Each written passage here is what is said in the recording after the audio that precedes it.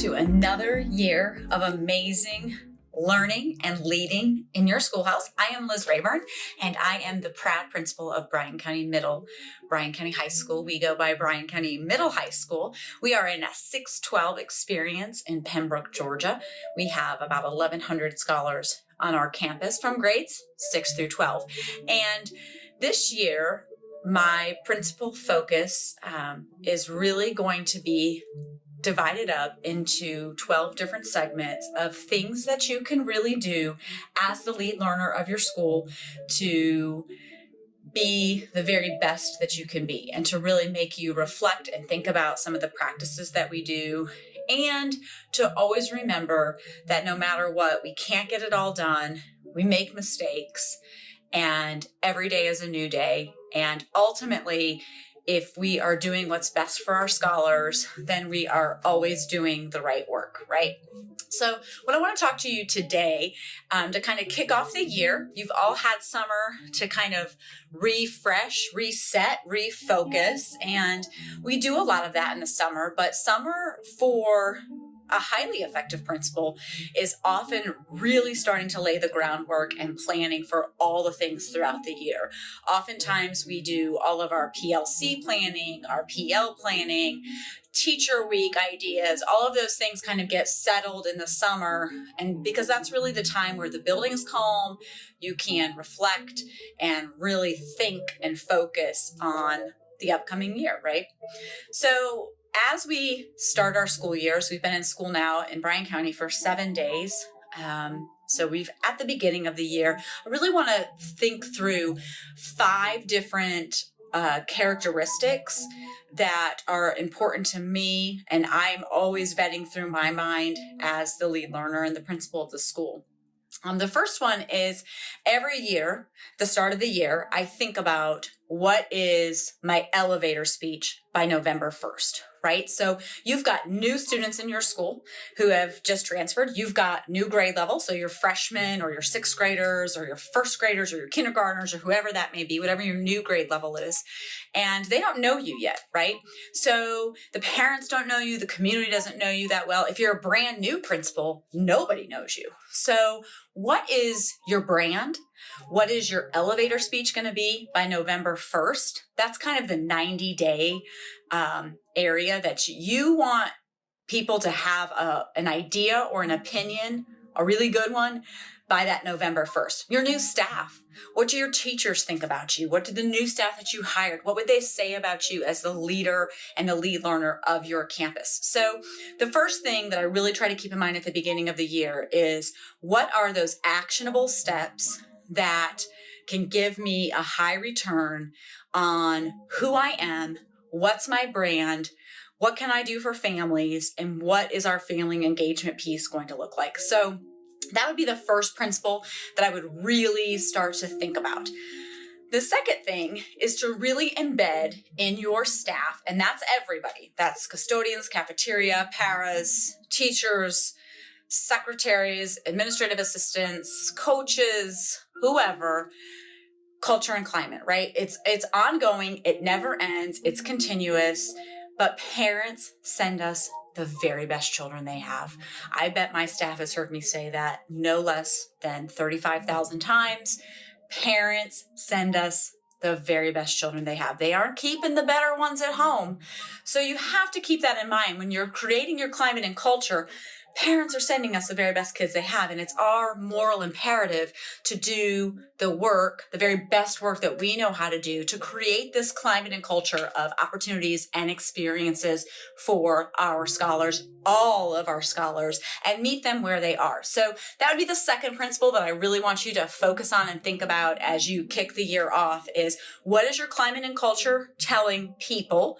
What is it telling you? What is it saying to your faculty and your staff? And does everybody really embody the idea that they're all our students, right? The third one is what I feel like is the only way that you build relationships. So we talk about relationships all the time in education, like exhausting talking about relationships. But it is true that it is the best way, the right way, the only way, right, to connect with your people, whether it's your staff or your scholars, to build relationships. So what I really try to focus on here is that the best way to build those relationships is 10,000 conversations, 1,000 high fives. So you will hear us throughout our time at Bryan County Middle High School talk all the time about 1,000 high fives today and 10,000 conversations. You build relationships one conversation at a time, and fierce conversations equal great relationships. So clear is kind. You're going to hear that embedded in all the work we do this year when we're talking about leading and learning. Clear is kind. That work is Brene Brown's. If you haven't read Dare to Lead, I highly, highly recommend it. It is by far the best leadership book I have read, definitely in the last 5 years. And clear is kind, and 10,000 conversations is how we build relationships with our staff, with our faculty, with our students. And so make sure that third principle as you get rolling into the new year is make sure you're making the time to have those 10,000 conversations, and that you understand that that is how you really build relationships with your school.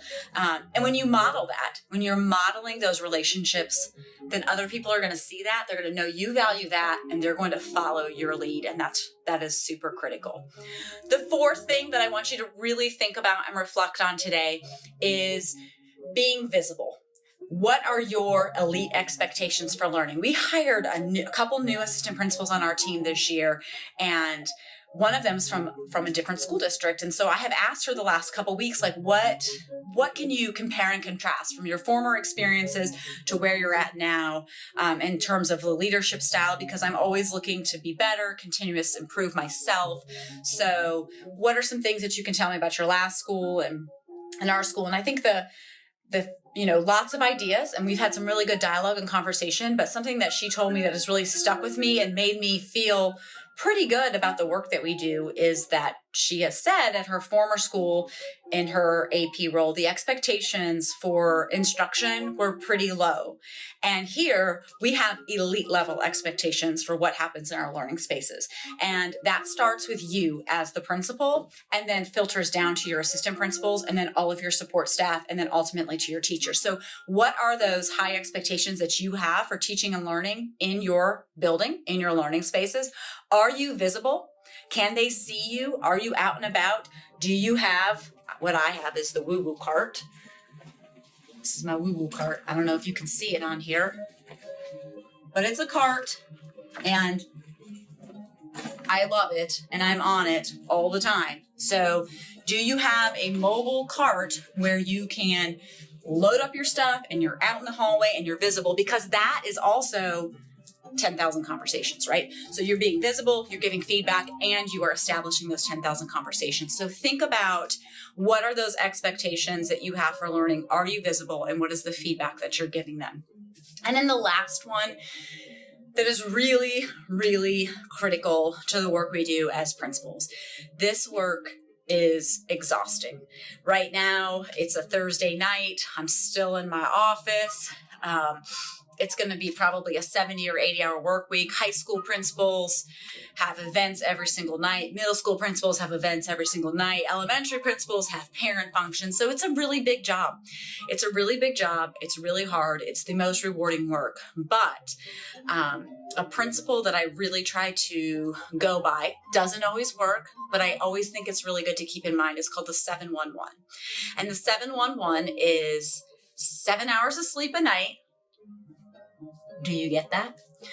1 day a week, you leave when the kids leave. So one of those days, Monday through Friday, when those buses roll out, your AP is still here, your counselor, or whoever your backup admin is, they've got the building. You are, when the teachers can leave, you are out the door, 4 o'clock, 3:45, 4:15, whatever that time is. And one weekend, Saturday or Sunday, no schoolwork. I know it's really hard, and it's taken me 7 years to get to a place where I really feel like I can talk about how much the 711 has helped me balance my own personal life as a mom with 3 kids, or as somebody who likes to work out or read books or do other things. Like, we all have lives outside of school. And in order for us to be the very best we can in running our schools and leading our staff and leading by example, we have to make sure that we take care of ourselves. So the 711 is critical for you just to reflect on. I'm not saying you have to do it. I'm not saying you should do it. I am saying you should do it. But I recognize how difficult it is and what a challenge it can be. So I just want you to consider it and reflect on it and keep it in mind. And I want to finish with this last part of the $1 million question. So this year, as we are going into learning spaces, my $1 million question is this learning space a museum or a workshop? And I don't think that there's a right or wrong answer to that. I think that all goes back to your personal brand, your climate and culture, the way you lead. Think about what kind of experience you are trying to create and model and lead for your scholars, and then go back to that $1 million question. And is the learning space lining up? Is it aligning with what you're trying to do in your schoolhouse? So these are kind of the 5 things that I want you to think about for the start of the year. I have a graphic that will go along with these. So at the end of this, I want you to talk amongst your group or just within your own self, and which one of the 5 can you commit to before you leave today? Your elevator speech. What are people going to say about your brand by 11/1? Building that climate and culture. Parents send us the very best children they have. 10,000 conversations. You are making that mandatory. 1,000 high fives, 10,000 conversations. That's how we build relationships with kids. Visible, visible, visible. Get yourself the woo-woo cart or the 711. Hopefully, you'll reflect and you'll think and you'll realize that all 5 are really, really important to balance leadership and for you to be the very best principal that you can. But if you could only walk out the door with one, which would it be to start with and why? Think about that. And I'm really excited about the work that we're going to do together this year, really focused on 12 different components of being the lead learner and the principal, and really bringing in that clearest kind framework to our podcast and our conversations. So always follow me on Twitter, Miss Liz 31 or Bryan County MHS, and check us out on Facebook. And if you ever want to email me, please do that. It's erayburn@me.com or erayburn@bryank12ga.us. Would love to connect, and always looking for great ideas to lead our schools. Have an awesome start to the school year. Thanks, guys.